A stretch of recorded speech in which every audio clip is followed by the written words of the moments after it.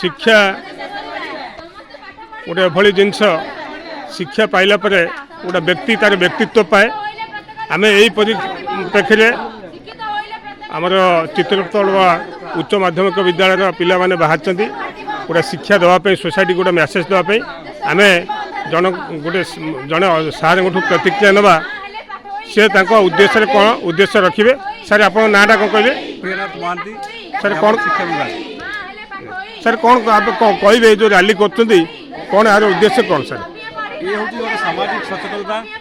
जनसाधारण को सचेतन करवा साक्षरता विषय प्रत्येक लोक प्रत्येक पिला साक्षर करवा पाठ पढ़े लिखे शिखे बुझे और अन्य आगे निजर भाव प्रकाश सहज सरल भाव में करेंगे याद्वारा समस्त विकास हो पार और उत्तरोत्तर उन्नति हो पार सर जो कौन द्वितीय कथा हूँ साक्षरता अनेक प्रकार सामाजिक समस्या को दूर करें विशेषकर आम अंधविश्वास अच्छी कुसंस्कार अच्छी बाल्य विवाह विभिन्न प्रकार माने गुणी गारेड़ी मंत्र तंत्र ये सब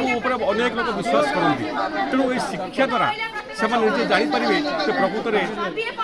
ये सब महात्म्य आम समाज में बर्तमान अच्छी ना ना तो अनेक प्रकार सामाजिक